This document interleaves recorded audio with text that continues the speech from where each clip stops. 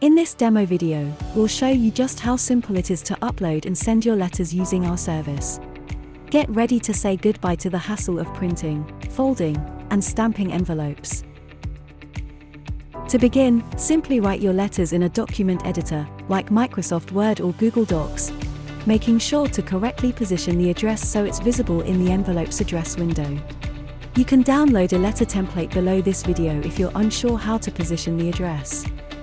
When your letter is ready, save the document as a PDF or Word file and upload it to us via the Intelliprint dashboard.